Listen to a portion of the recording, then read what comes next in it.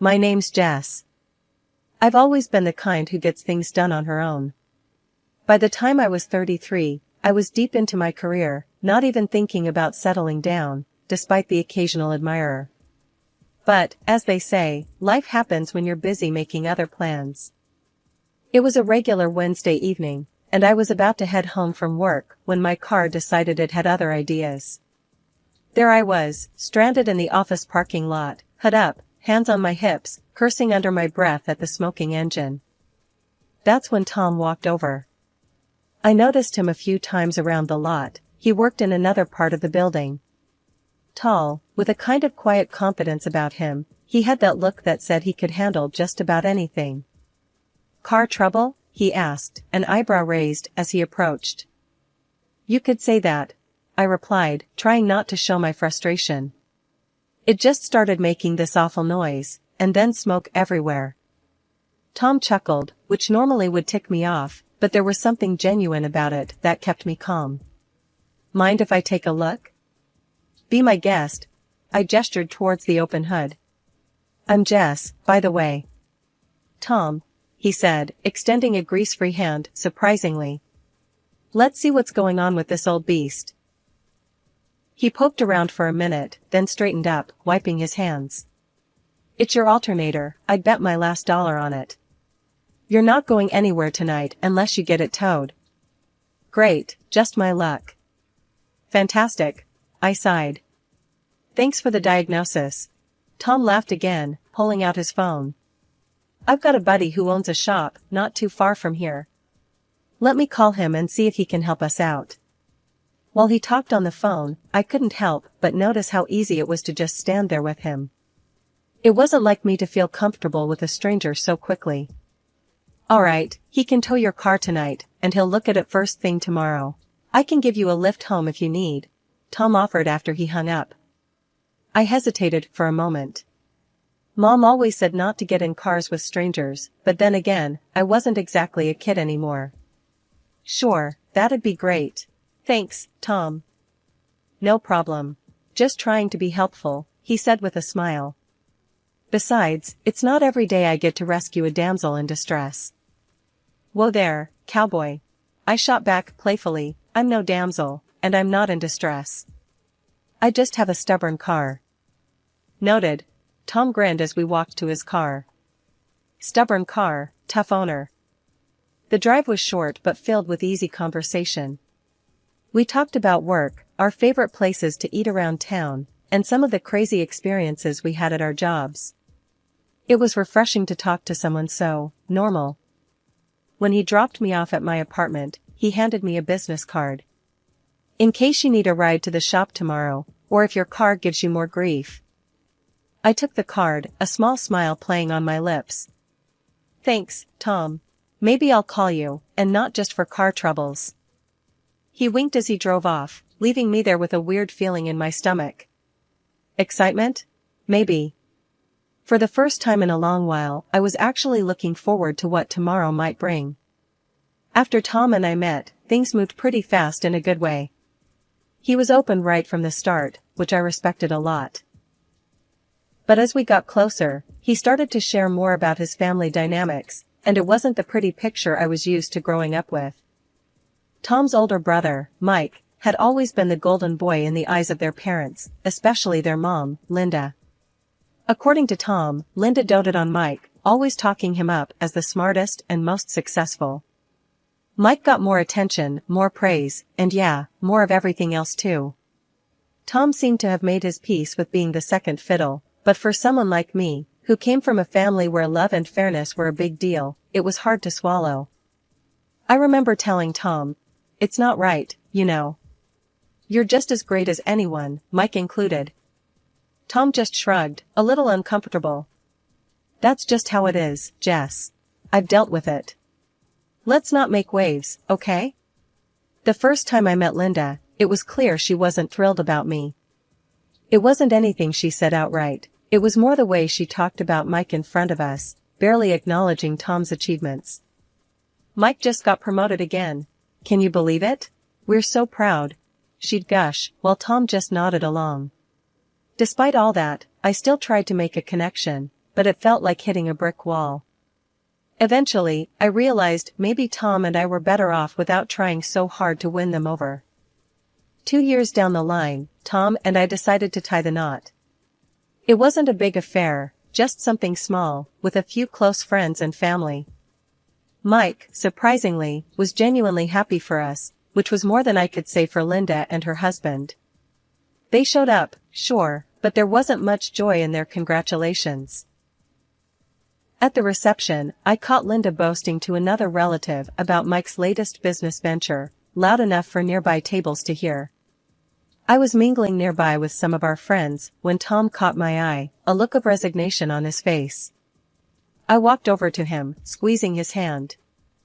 "Hey, let them talk about whatever. Today's about us, right?" I whispered. "Right," Tom nodded, giving me a small smile. "Thanks for putting up with all this, Jess." When Mike and his wife welcomed their first child, a boy, the entire family went all out. I mean, it was like a royal celebration. Linda threw a huge bash, balloons, cake, the works. Her social media was on fire with photos and posts about being the world's happiest grandma. The love and pride she poured into that event were obvious to anyone who saw it. A year later, Tom and I had our little Emily, and the contrast in Linda's reaction couldn't have been starker. There was no big party, no social media fanfare. Honestly, it stung more than I thought it would. When Linda called to congratulate us, her voice carried that formal tone reserved for acquaintances, not family. "Congratulations, Jess, Tom. A girl, that's nice," she'd said, her enthusiasm as flat as a pancake. "Thanks, Linda. We're really excited." I tried to keep my voice bright, but it was hard. "That's wonderful. Let me know when you have the baptism planned, I'll make sure to clear my schedule," she replied, and that was pretty much it. At Emily's baptism, the disparity became even more obvious. Linda came, of course, she's the grandma after all, but her whole demeanor was so offhand it might as well have been another Sunday service for her. While we were setting up the hall for the small gathering after the ceremony, I overheard Linda talking to one of her friends. "Oh, Mike's boy is just starting to walk. It's incredible how quickly he's picking it up. We think he'll be quite the athlete."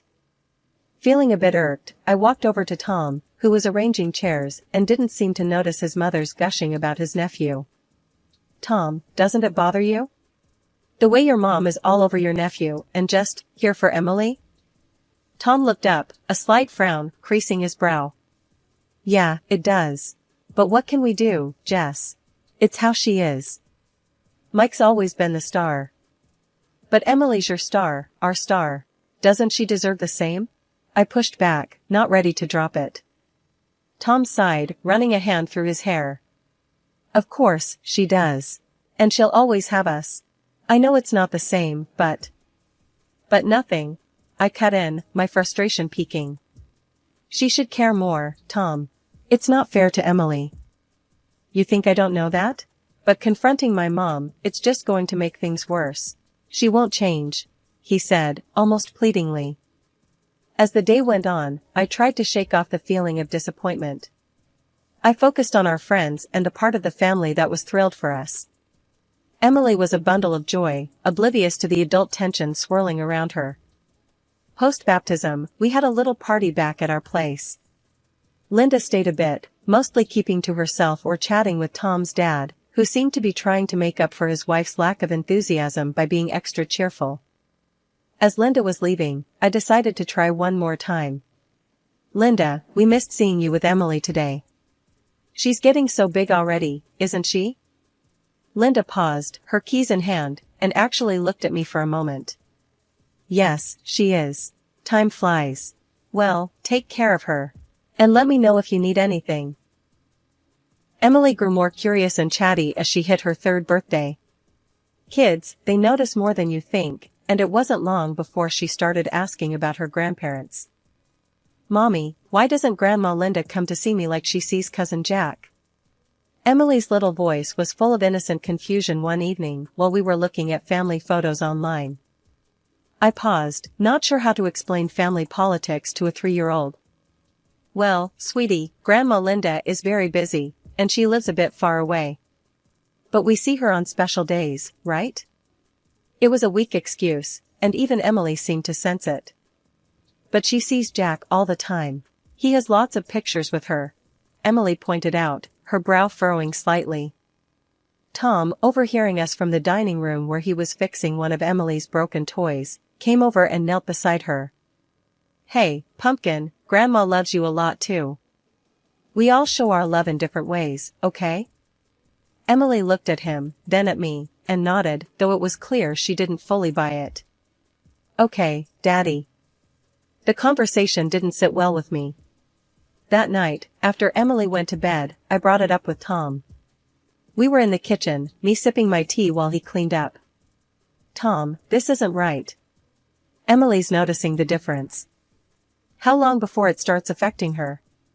I said, my voice low but firm. Tom put down the dish he was drying and leaned against the counter. "I know, Jess. It sucks. But what do you suggest we do? Confront my mom? At least let her know how we feel. It's not just about visits. It's the way she's being treated compared to Jack. It could hurt her, growing up feeling less loved," I argued, feeling my frustration rise. Tom sighed heavily. "I'll talk to her. I'm not expecting miracles, but maybe if she realizes it's affecting Emily." "Thank you," I said, feeling a mix of relief and dread. A few days later, Tom and I decided to visit Linda without Emily. We arrived at her house, and after some initial small talk, Tom steered the conversation to what was on our minds. "Mom, we need to talk about something important," Tom began, his tone more serious than usual. Linda looked between us, her expression cautious. "What's wrong? Is it Emily?" "It's about Emily, and you," Tom continued. "She's been asking why you don't visit her, like you do Jack. It's starting to affect her." Linda stiffened, her face tightening. "I see all my grandchildren when I can. You know how busy I am." "But Mom, it's not just about time. It's about how differently you treat them. Emily feels it. We feel it," I added, trying to keep my voice calm, but firm. Linda's eyes flashed. "Are you accusing me of favoring my grandchildren?" "Not accusing, Mom. It's just what's happening. We're worried about Emily," Tom explained, his voice steady. Linda sighed, looking away for a moment, before meeting our eyes again. "I'll try to do better. But I don't like being told how to be a grandmother." "We're not telling you how to be a grandmother. We just want Emily to feel as loved as Jack," I said, hoping she'd understand the difference. Linda nodded slowly, her posture relaxing slightly. "I'll make more of an effort. That's all I can promise." That night, as I checked on Emily, asleep and peaceful in her bed, I felt a renewed sense of protectiveness. Whatever Linda's response would be, Tom and I were determined to make sure Emily grew up knowing she was loved and valued, no less than anyone else in the family. Emily's 7th birthday was coming up, and she was all excited about her party. The house was decorated with balloons and streamers, and Emily was buzzing around in her favorite princess costume. Guests started arriving, and the kids were having a blast. I kept an eye on the door, waiting for Linda and George. They finally showed up, about half an hour late. Linda had a small, somewhat dusty-looking gift bag in her hand. Emily ran up to them, excited. "Grandma, Grandpa," she squealed, hugging George tightly. "Happy birthday, sweetheart," George said, hugging her back. Linda handed Emily the gift bag with a tight smile. "Here you are, dear. Happy birthday," she said, her voice lacking warmth. Emily opened the gift right away. It was a small stuffed animal, clearly not new. "Oh, thank you, Grandma." Emily tried to hide her disappointment. I caught Tom's eye, and he frowned slightly.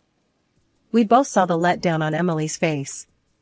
I was about to say something when Carly, my friend, who'd overheard some guests talking, pulled me aside. "Jess, did you hear about Linda's gift to Jack last week? A whole space-themed party, with a professional telescope and all. And Emily gets that?" Carly nodded towards the stuffed animal.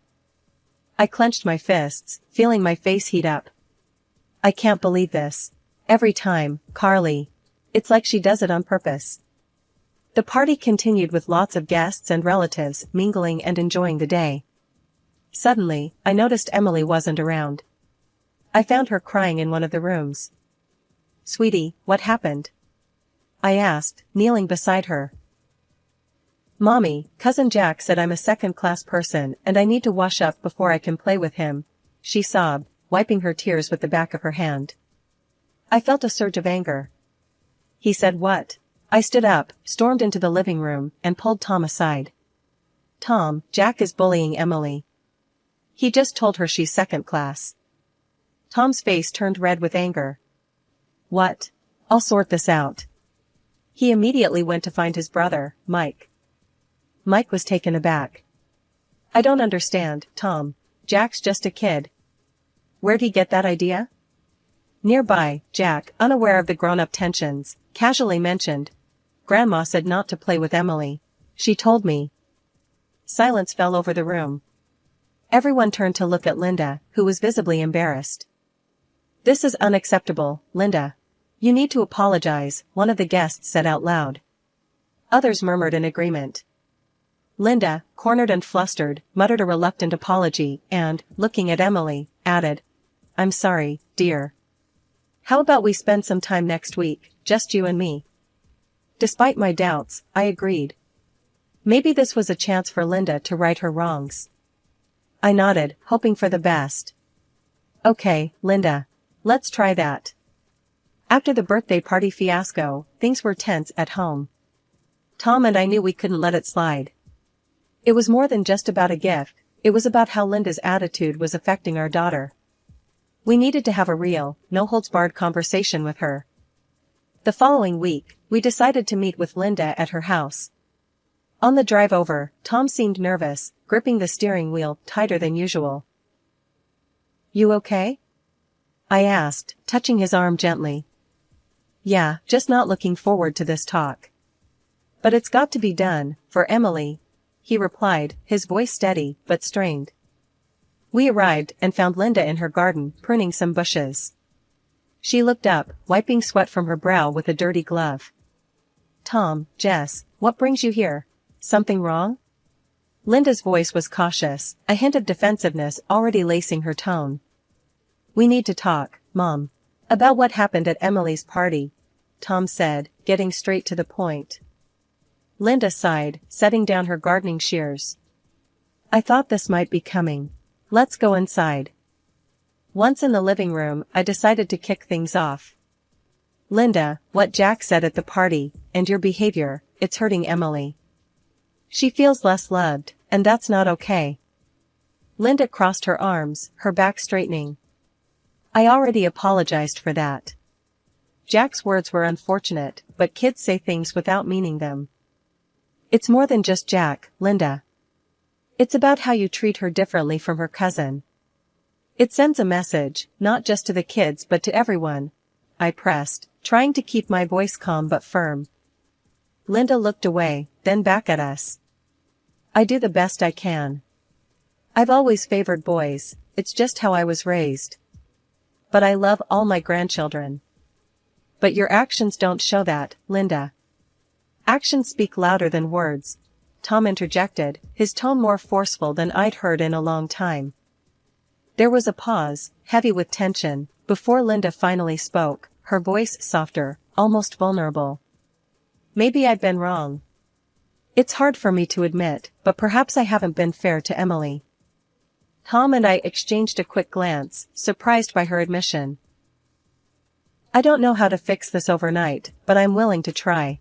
For Emily," Linda continued, her eyes meeting mine, then Tom's. "We appreciate that, Linda. Maybe start by spending some quality time with Emily. Just the two of you," I suggested, hoping to bridge the gap. Linda nodded. "I'd like that.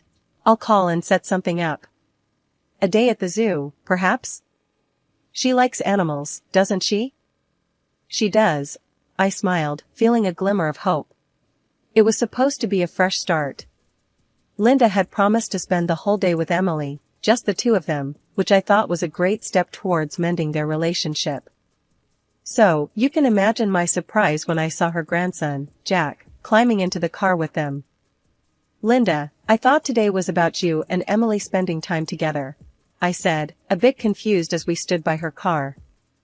I know, Jess, but I thought it would be good for them to have some time together too, to reconcile and fix things from the birthday party, Linda replied, sounding like she had the best intentions. Although hesitant, I didn't want to argue in front of the kids. Alright, just make sure Emily has a good time too, I said, and gave Emily a little hug and a kiss. You've got your phone, sweetie. Call me if you need anything, okay? I will, Mommy, Emily said, a bit uncertain, but trying to be brave as she climbed into the car. I watched them drive off, feeling a mix of emotions, but hoping for the best. Several hours later, my phone rang. It was Emily, and she was crying. Mommy, I'm so cold and I'm scared. She sobbed into the phone, her voice quivering. Baby, where are you? Why are you cold? It's warm outside, I said, my heart starting to race with worry. I'm at the ice rink, Mommy. Grandma went somewhere with Jack. I don't know where they are, she cried, and my worry turned into anger. The ice rink? Emily, why are you at an ice rink? Did Grandma not tell you where she was going? She said we were going for a walk, and then we came here. I didn't bring my jacket, Mommy. It's so cold, she continued, her voice shaking. Okay, sweetheart, find someone who works there, maybe at the desk or a coach, and give them the phone, I instructed, trying to keep my voice calm for her sake. A few minutes later, a man came on the line. Hello, I'm the skating instructor here. Your daughter was left unsupervised. We're keeping her safe and warm here with us. Thank you. I'm on my way, I'll be there as fast as I can, I replied, my voice firm but my mind reeling with frustration and anger. As I drove to the rink, my thoughts were a whirlwind. Why would Linda think it was okay to leave Emily at an ice rink alone? And where had she gone with Jack that was so important? When I reached the skating rink, Emily was safe, thankfully, but the scene was a mess. The rink staff had already called the police and the custody service due to the nature of the situation. My heart was pounding as I explained everything to the officers, detailing how Linda had irresponsibly left Emily alone and in an inappropriate environment. The grandma brought them here, skated for a bit, and then just took off with the boy when he fell, the skating instructor told the police, shaking his head. The little girl was shivering in her t-shirt and shorts. I was furious, listening to him. She's just a child, how could someone think she'd be okay alone in such a place? I said, my voice cracking with emotion as I gave my statement. The police took everything seriously. They confirmed with the mall security that Linda had been there with the kids for about an hour before rushing off, leaving Emily behind. The more they learned, the angrier I felt. I called Linda right there, needing answers. Linda, what were you thinking? Emily could have been seriously hurt. Jack was hurt, he needed me. Emily was fine when I left, Linda responded, her tone dismissive as if it was a minor oversight. Fine? You left her alone, Linda. She was freezing and terrified. I snapped back, hardly believing her lack of concern. After hanging up with Linda, I called Tom to tell him everything. He was livid, beyond upset. This is unforgivable, Jess. I'm going to make sure this gets handled properly, he said, his voice firm and resolute. The fallout was immediate and severe. The police conducted a thorough investigation, and Linda was fined heavily. Due to the circumstances, she was also barred from any unsupervised visits with Emily. When Tom's brother, Mike, heard about what had happened, he and his wife were appalled and pulled back from Linda, condemning her actions outright. Tom's dad, George, also got involved, upset about the entire situation. I'm sorry, Tom. I should have stepped in sooner. I followed her lead for too long, he confessed one evening over the phone. He even mentioned that this strain had pushed him to consider a divorce, unable to align with Linda's actions and attitudes any longer. It seemed the whole family dynamic was unraveling because of this incident. Through all this, my resolve only strengthened. Watching how everything unfolded made it clear to me that as a parent, my first and most important job was to protect Emily.